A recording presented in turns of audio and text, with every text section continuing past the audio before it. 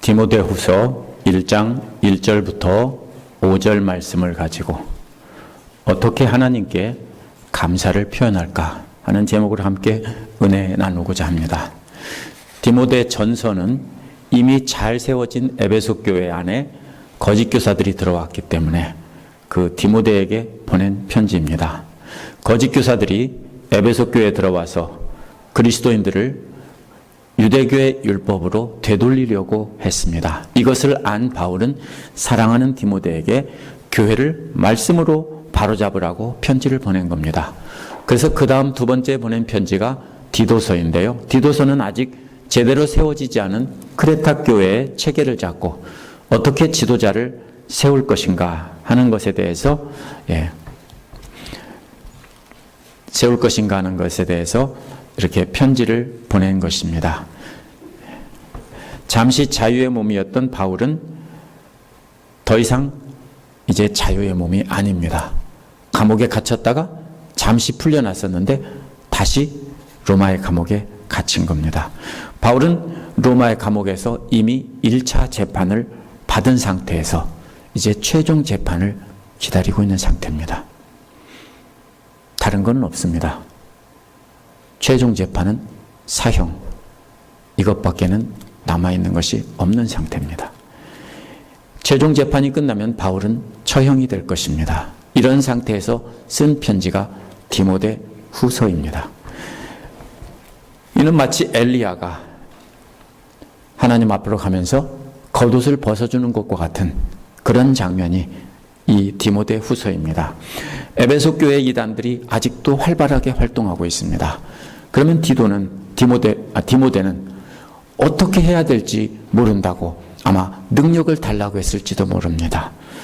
그러면 바울은 사랑하는 디모데에게 대적들을 맞서 싸우라고 하지 않습니다. 바울은 대적들과 맞서 싸우는 일보다는 어떻게 하나님께 감사를 드릴까에 집중을 하라고 합니다.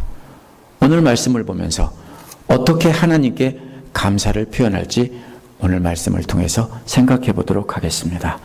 첫 인사는 1절과 2절에 나와 있습니다. 디모데전서 인사와 비교를 해봐야 됩니다.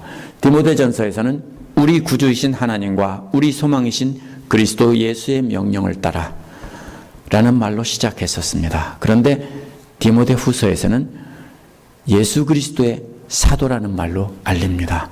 사도란 바로 보냄을 받은 자라는 뜻입니다. 이미 앞에서 전서에서 소개를 했기 때문에 그렇게 보냄을 받은 사도이다라는 것입니다. 사도란 그리스도의 명령을 받고 이렇게 왔다라는 뜻입니다. 그래서 그것을 설명하지 않은 것입니다. 그래서 바울은 예수 그리스도의 사도의 자격으로 그리스도의 명령을 받고 디모데에게 이 편지를 쓴다라는 뜻입니다. 사랑하는 아들 디모데에게 보내지만 개인적인 편지가 아니라 공식적인 목적을 가지고 이렇게 편지를 쓴다는 것입니다. 편지의 목적은 생명의 약속을 따라라는 말에 담겨 있습니다. 생명의 약속이란 갈라디아서 3장 29절에 너희가 그리스도의 것이면 곧 아브라함의 자손이요 약속대로 유업을 이을 자니라 라고 했습니다. 거기에서 약속대로라는 말이 결국 같은 말입니다. 아브라함에게 준 영원한 나라를 상속받는다는 약속이 예수 그리스도를 믿는 자들을 통해서 성취된다라는 뜻입니다. 그런데 디모데전서 4장 8절에 보면 경건의 훈련이 이 생명을 약속해 준다라고 했기 때문에 바로 이 편지는 그 약속을 따라 생명의 복음을 선포해서 영원한 나라를 바라보면서 그 말씀을 가지고 경건의 훈련을 받게 하려는 것입니다. 이는 거짓 교사들이 율법을 통해서 하나님 나라를 상속받을 수 있다라고 한 것에 반대를 한 것입니다. 율법이 아닌 하나님의 약속을 따라 영원한 나라를 상속받는다는 겁니다. 그 생명의 약속이 율법 안에 있지 않고 예수 그리스도 안에 있다는 뜻입니다. 따라서 율법을 지킴으로 생명을 얻는 것이 아니라 그리스도의 말씀으로 영생을 얻는다는 것입니다. 그래서 바울은 갈라디아서 2장 20절에서 내가 그리스도와 함께 십자가에 못 박혔나니 그런즉 이제는 내가 산 것이 아니요 오직 내 안에 그리스도께서 사신 것이라. 이제 내가 육체 가운데 사는 것은 나를 사랑하사 나를 위하여 자기 몸을 버리신 하나님의 아들을 믿는 믿음 안에서 사는 것이라. 라고 한 것입니다. 바울은 자신은 죽었고 이제 자신 안에 사는 것은 자신이 아니라 그리스도시라는 것입니다. 그렇기 때문에 이제 남은 삶은, 육신의 삶은 자기를 사랑하셔서 자신을 위하여 몸을 내어주신 하나님의 아들을 믿는 믿음 안에서 산다라고 한 것입니다. 그래서 그리스도 안에 생명의 약속이 있다라고 한 것입니다. 이 편지의 수신자는 사랑하는 아들 디모데입니다. 전서에서는 참 아들이라고 해서 적법한 상속자라는 것을 강조했는데 이번에는 사랑하는 아들이라고 했습니다. 왜 그렇습니까? 이제는 삶이 얼마 남지 않았기 때문에 내가 너를 사랑한다라며 유언을 하고 있다는 뜻입니다. 바울은 디도서에서 말한 니코폴리스에 가지 못했을 것입니다. 가려고 했는데 가지 못했습니다. 왜냐하면 다시 잡혀서 로마 감옥에 갇혔기 때문입니다. 그래서 이제 사랑하는 디모데에게 내가 니코폴리스 가서 디도도 만나고 이렇게 다 만나서 이렇게 스페인 선교를 하려고 했는데 이제 못하니까 이게 내가 너에게 대신 전해주마. 그러니 이제는 자기가 전하는 복음을 물려받아서 전해다오 라는 뜻으로 사랑하는 아들아 이렇게 부른 것입니다. 하나님 아버지와 우리 주 예수 그리스도로부터 오는 은혜와 자비와 평화가 디모데에게 있기를 바라는 것은 디모데 전서와 똑같습니다. 간단히 되새겨보면요, 은혜란 그리스도의 십자가를 통해서 값없이 구원을 받은 것입니다. 자비란 부모가 자녀를 불쌍히 여기듯 하나님께서 자녀들을 불쌍히 여겨 주는 것입니다. 또 평화란 하나님과 우리 사이에 평화의 관계가, 완전한 평화가 이루어지기를 바라는 것입니다. 이 세 가지가 디모데에게도 있기를 바라는 것입니다. 그래서 이 세 가지는 스페인까지 복음을 전하는데 디모데에게 꼭 필요한 것이기 때문에 이 세 가지가 있기를 바란다는 것입니다. 두 번째로는 3절 첫 부분에 보면 깨끗한 양심으로 하나님을 예배하며 하나님께 감사하라는 내용이 나옵니다. 3절은 원어에서 보면 하나님 아버지께 감사를 드립니다 라는 말로 시작합니다. 직역하면 이런 말입니다. 하나님께 대한 감사를 내가 갖고 있습니다, 이런 말입니다. 바울이 자신이 갖고 있는 감사를 드리는 그 하나님이 누구인가 하면 조상 때부터 섬기던 바로 그 하나님이라고 이렇게 말을 합니다. 섬긴다는 말은 구약시대의 제사장들이 성전에서 제사를 드리고 레위인들이 도와서 함께 제사를 드리는 것을 말합니다. 그런데 예수님이 오신 뒤에는 성령님을 모시고 진리의 말씀으로 예배를 드리는 것으로 바뀌었습니다. 따라서 이것은 하나님을 예배한다라는 뜻입니다. 섬긴다는 말은 단순히 하나님의 종으로 섬긴다는 게 아니라 예배한다는 뜻입니다. 요한복음 4장 24절에서 예수님도 뭐라고 했냐면요, 하나님은 영이시니 예배하는 자가 영과 진리로 예배한다고 했습니다. 바울은 로마서 1장 9절에서 그 아들의 복음 안에서 내 심령으로 섬기는 하나님이라고 했습니다. 그 아들의 복음이 바로 뭐냐면 진리이기 때문에 바울도 역시 진리와 자기의 영으로 하나님을 예배한다라고 한 것입니다.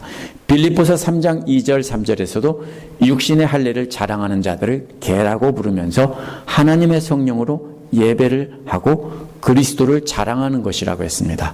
결국 이것도 보면은 하나님의 영으로 또 그리스도를 자랑하는 것이 바로 그리스도의 진리의 말씀으로 예배한다는 것입니다. 모두 보면은 이제는 바울이 예배한다는 것은 하나님의 영과 우리의 심령으로 또 그리스도의 진리의 말씀을 따라서 이렇게 예배한다는 것입니다. 이러한 진정한 예배가 그런데 바울에게서 시작된 것이 아니라 조상 때부터 시작되었다라고 합니다. 이 조상이란 아브라함과 이삭과 야곱을 말합니다. 이 사람들은 유대인들이 자랑하던 율법의 조상이라고 이렇게 주장하던 것입니다. 그런데 그 참된 예배가 어디서부터 시작됐냐면 아브라함과 이삭과 야곱에서부터 시작됐는데 그 참된 예배의 계승자가 바로 바울 자신이라는 겁니다. 에베소 교회의 거짓 교사들이 강조하는 가짜 예배와 비교해서 자신의 예배가 조상들의 신앙의 정통성을 이어받은 자기가 참된 믿음의 사람이다, 이렇게 말하고 있습니다. 바울이 자신의 신앙이 정통성을 갖고 있다는 것은 깨끗한 양심을 따라 섬겼다라는 말로 설명합니다. 깨끗하다는 말은 구약에서 하나님께 예배를 드릴 때 부정해서 드릴 수 없는 제물의 반대말입니다.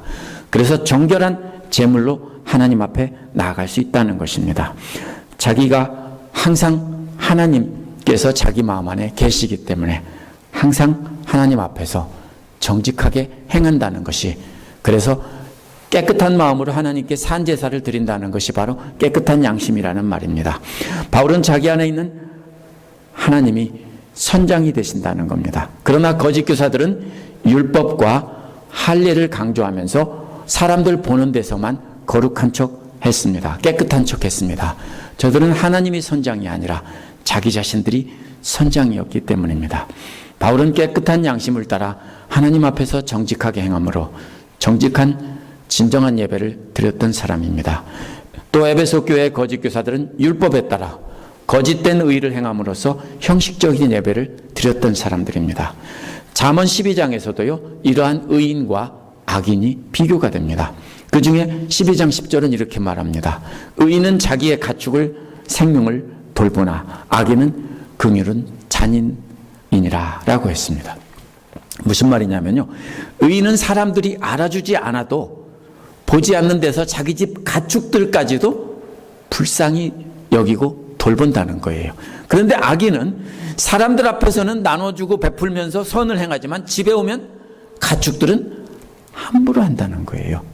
이것이 잠언 12장을 읽어보면 쭉 보면은 거짓된 악인과 진실한 의인이 비교하고 있는데요. 바울도 역시 같은 말을 하고 있는 것입니다.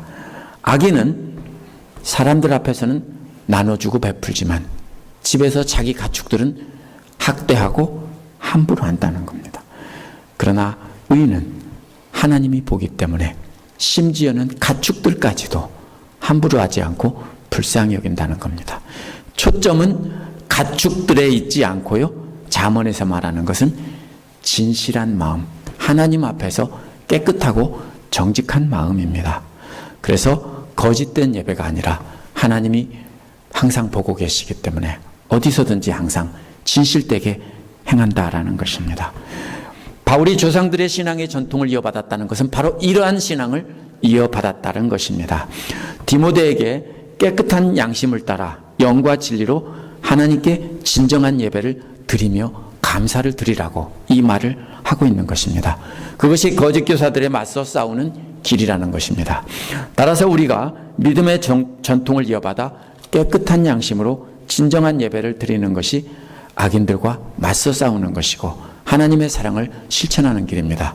그러므로 우리가 악인들과 맞서 싸우는 것은 옳지 않습니다. 그것은 옳은 길이 아닙니다. 그래서 내 신앙이 옳고 네 신앙이 잘못됐고 또 너는 잘못됐고 나는 옳고 이런 것은 옳지 않습니다. 단지 우리가 하는 것은 하나님 앞에서 정직하게 보건 안 보건 진실된 마음으로 하나님을 예배하는 모습을 우리가 보여주면 됩니다.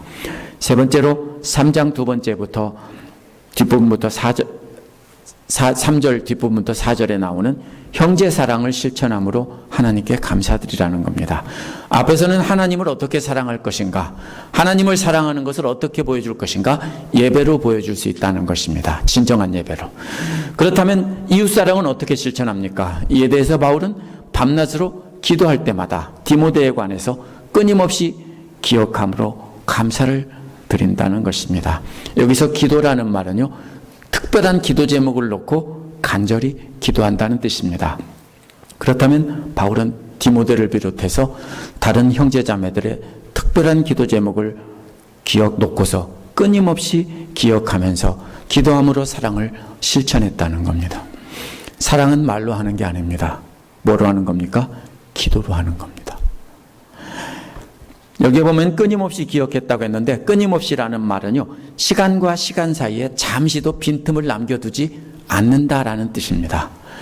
그러면 바울은 항상 머릿속에 디모데에 대한 기도 제목을 놓고 계속 간직하고 있었다라는 것입니다. 그 기도가 항상 바울의 마음 안에 머물러 있었다는 겁니다.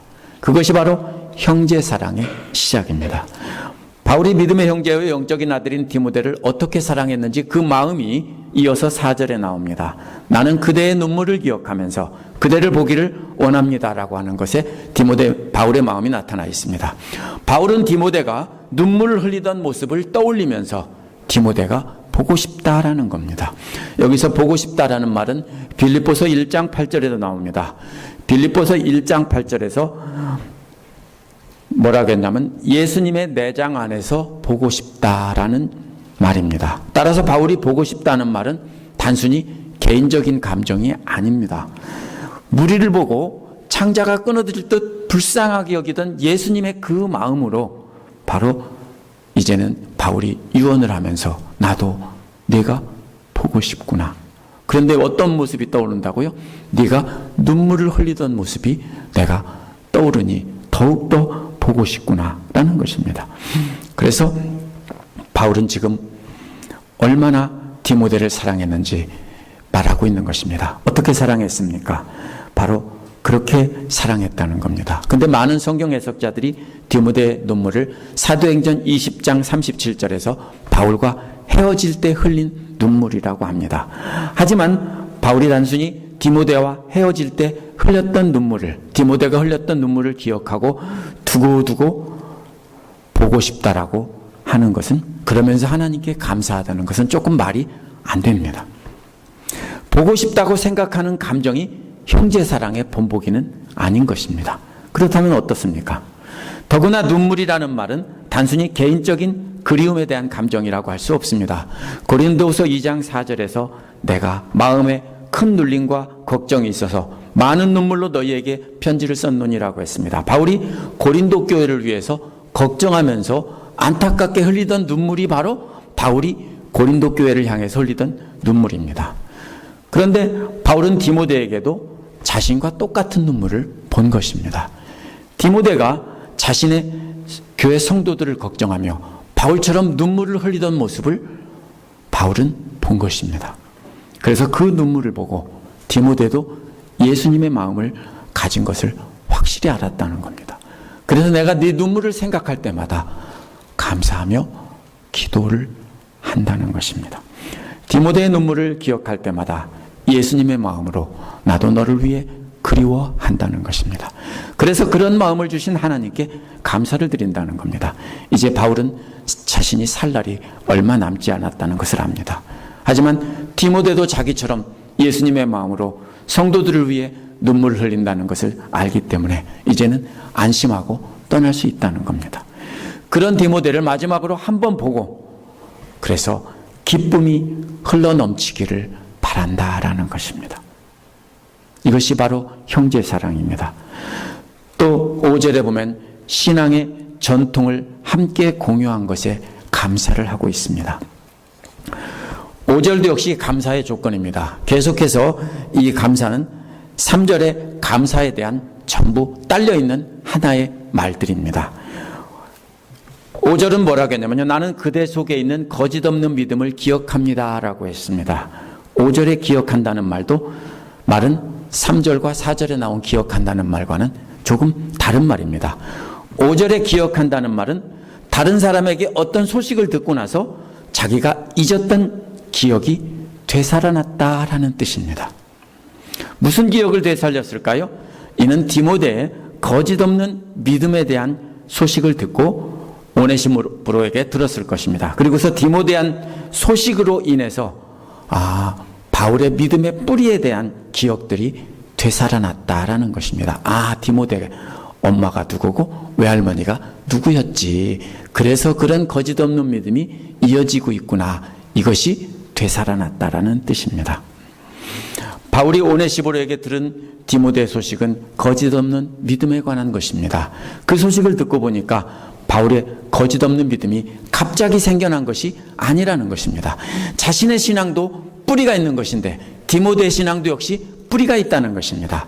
그대 속에 있는 거짓 없는 믿음은 바로 디모데 안에 오랫동안 계속 터잡고 살고 있었다라는 것입니다. 터잡고 산다는 말은 조상대대로 그렇게 살아왔다는 뜻입니다. 고대 이스라엘 사람들은 조상의 땅에서 터를 잡고 이사가지 않았습니다. 오늘날은 아무 때나 이사가지만 고대는 이사가지 않았습니다. 따라서 디모데의 거짓 없는 믿음도 조상 때부터 그 마음 안에 계속해서 터잡고 그들 마음 안에 살고 있던 것이 이어진 것이다 라는 뜻입니다. 거짓 없는 믿음이 난 가면을 쓰지 않은 믿음입니다. 가면을 쓴 믿음은 선한 양심으로 하나님을 의지하고 산다는 것을 사람들한테 보여주려고 하는 것이 가면 쓴 믿음입니다.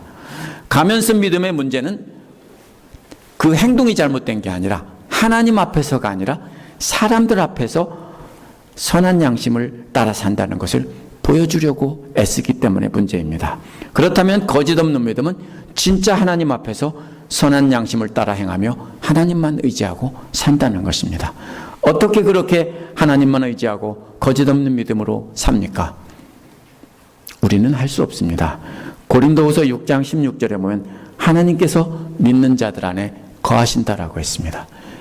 하나님께서 믿는 자들 안에 거하면 우리는 할 수 있습니다. 또 디모데후서 1장 14절에 보면 우리 안에 살고 계시는 성령님이라고 했습니다. 성령께서 믿는 자들 안에 계속 터잡고 살고 있으면 우리는 그렇게 할 수 있습니다. 골로새서 3장 16절에서는 그리스도의 말씀이 너희 안에 풍성히 터잡고 산다고 했습니다. 따라서 그리스도의 말씀이 믿는 자들 안에 풍성히 거하면 거짓 없는 믿음으로 살 수 있습니다. 결국 거짓 없는 믿음이 우리 안에 터잡고 산다는 것은 우리가 하는 것이 아니라 하나님과 성령님과 예수 그리스도의 말씀이 우리 안에 항상 머물러 있으면 살 수 있는 겁니다.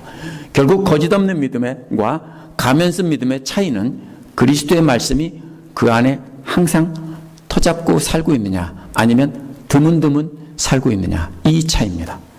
그러한 디모데의 거짓 없는 믿음이 누구에게서 시작됐느냐면 바울은 둘 다 유대인이 부모가 유대인이기 때문에 깨끗한 양심을 따라 하나님을 예배하는 믿음이 아버지들부터 왔다라고 했습니다. 조상들이라는 말은 아버지들이라는 뜻입니다. 그래서 바울은 아버지들에게 그 믿음을 물려받았다는 겁니다. 그런데 디모데는 아버지는 그리스 사람이고 엄마가 유대인입니다. 그래서 디모데의 믿음은 아버지에게 오지 않았습니다. 그래서 내 외할머니 로이스와 내 어머니 유니게 속에 깃들여 있었다라고 하고 있습니다. 디모데의 거짓 없는 믿음은 외할머니 로이스에게서 물려받았다는 겁니다. 먼저라는 말은 외할머니 로이스가 최초로 그리스도인이 되었다라는 뜻입니다. 외할머니가 첫 번째 그리스도인이고 그 다음에 그 어머니 유니게도 그래서 외할머니의 신앙을 이어받아서 믿음의 사람이 되었다는 겁니다. 원어를 보면 그 중간에 외할머니의 신앙과 어머니의 신앙 다음에 그러나 그런데라는 말이 있습니다. 무슨 말입니까? 디모데가 믿음 안에 거하고 있는데요. 그 믿음이 바로 디모데 안에도 있는데 그 문제가 왜 근데 그러나라고 그런데라고 이렇게 말을 합니까? 외할머니와 어머니를 유대인이라고 부르고 있기 때문에 그 외할머니와 어머니의 부모는 둘 다 유대인들이었을 겁니다. 그 신앙은 결국 누구에게 왔습니까? 유대인들의 신앙 전통을 따라서 왔으면서 예수님을 영접하고 그 하나님을 바르게 거짓 없는 믿음으로 믿게 된 겁니다. 그런데 디모데는 다릅니다. 반쪽 유대인이고 이방인 취급받습니다. 그래서 할례를 받게 하고 유대인들에게 이 사람은 할례 받았다고 하면서 이렇게 했던 것입니다. 반쪽 유대인입니다. 이런 경우에는 믿음을 이어가기가 어렵습니다. 그런데도 디모데 너는 내 어머니와 외할머니의 신앙을 계속 이어받고 있다 이렇게 말하고 있는 겁니다. 바울은 아버지로부터 물려받던 깨끗한 양심 안에서 하나님을 예배한다고 했고요. 그런데 디모데는 거짓 없는 믿음을 물려받아서 계속 간직하고 있다고 했습니다. 서로 다른 것 같지만 조상들의 믿음을 이어받았다는 것은 결국 같습니다. 바울과 디모데는 믿음의 전통을 함께 공유한 것입니다.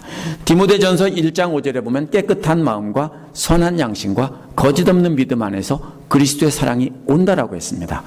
그런데 바울은 하나님께 나갈 수 있는 깨끗한 마음과 하나님이 그 마음에 거하시는 선한 양심을 합해서 깨끗한 양심이라고 여기서 말한 것입니다. 바울이 조상들에게 받은 것은 성전에 나갈 수 있는, 하나님 앞에 나갈 수 있는 정결과 하나님의 성품이 함께하는 양심을 이라고 말한 것입니다. 바울이 예수 그리스도를 믿음으로 진정으로 하나님의 성품을 따라 생각하게 되었다라고 고백하고 있는 것입니다. 그 뿌리는 그런데 어디서 왔냐면 아버지들로부터 온 것입니다. 그런데 디모데는 외조모로부터 예수 그리스도를 믿었기 때문에 예수님께서 강조하신 거짓 없는 믿음을 이어받았다라고 한 것입니다. 거짓 없는 믿음은 앞에서 세 가지의 마지막 단계입니다.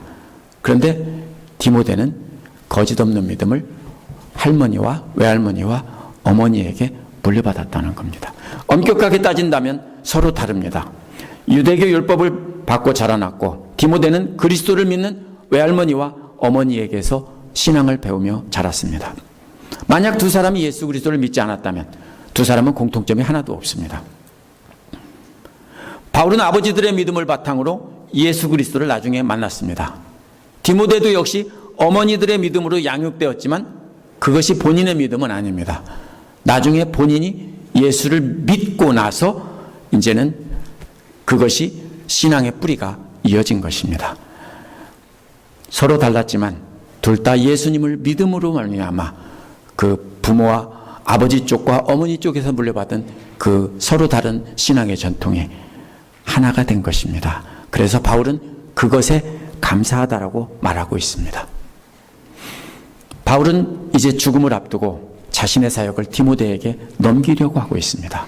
대적들이 성도들을 삼키려는 상황에서 이 사역을 넘기려고 하고 있습니다. 그런데 바울은 어떻게 싸울지 가르쳐야 되는데 이상하게도 어떻게 싸울지 가르치지 않습니다. 대신 어떻게 감사를 드릴지 가르치고 있는 것입니다.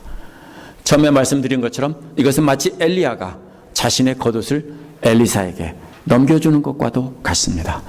바울은 디모데에게 넘겨주려는 것은 바로 이 감사라는 능력의 외투입니다. 하나님께 감사입니다. 바울은 로마서 12장 17절에서 아무에게도 악을 악으로 갚지 말고 모든 사람 앞에서 선한 일을 도모하라고 했습니다. 원수까지도 사랑하라고 하신 예수님의 사랑을 실천하는 것이 악을 이기는 방법이라는 것입니다. 그렇기 때문에 바울은 악과 싸울 방법을 말하지 않고 어떻게 하나님을 사랑하고 어떻게 형제를 사랑할까를 말한 것입니다. 그런데 좀 이상합니다. 예수님은 원수까지 사랑하라고 했는데 바울은 어떻게 하나님께 감사를 드리냐, 하나님 사랑을 표현하며 감사를 드리고 또 형제를 사랑함으로 감사를 드리라고 말하고 있습니다.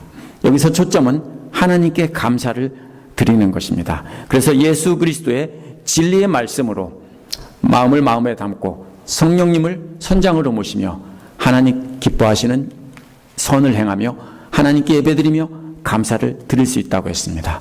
또 예수 그리스도의 마음을 담지 않은 사람은 선한 양심을 따라 이렇게 예배할 수 없는 것입니다. 그런데 또 어떻게 감사드리냐면 형제 사랑은 원수 사랑이어야 합니다. 그런데 바울은 원수 사랑보다 먼저 동역자인 형제들을 사랑함으로 감사를 드리자고 말하고 있습니다. 왜 그렇습니까? 로마서 12장과 13장에 답이 나옵니다.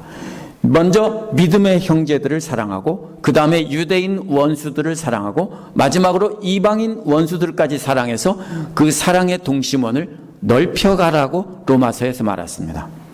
그런데 디모데후서는 그 동심원의 첫 번째 사랑을 먼저 하라는 겁니다. 그게 뭐라 봅니까? 동역자들을 끊임없이 생각하며 기도함으로 사랑하는 것이 제일 먼저라는 것입니다.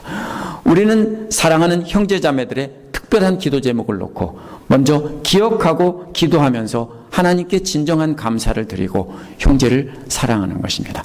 그것도 못하면서 나는 나를 해치는 원수들을 사랑하겠다고 하는 것은 거짓말입니다. 내가 사랑하는 형제자매들을 사랑하는 것이 먼저 1단계 코스입니다. 그 코스를 우리가 잘 마치면 그 다음으로 원수들 사랑을 넘어갈 수 있는 것입니다. 그래서 디모데후서는 바로 그렇게 사랑하라는 것입니다. 어떤 마음으로 기도할까요? 바울이 디모데의 눈물을 보고 감사했다고 했습니다. 무슨 뜻입니까? 바울이 먼저 눈물로 본을 보인 것입니다. 우리도 역시 형제자매를 위해서 눈물로 기도하고 그 우리의 눈물을 보고 형제자매가 그것을 배우면 형제자매도 눈물로 기도하게 됩니다. 그러면 그것을 보면 우리는 어떻게 됩니까? 기뻐할 수 있습니다. 그렇죠?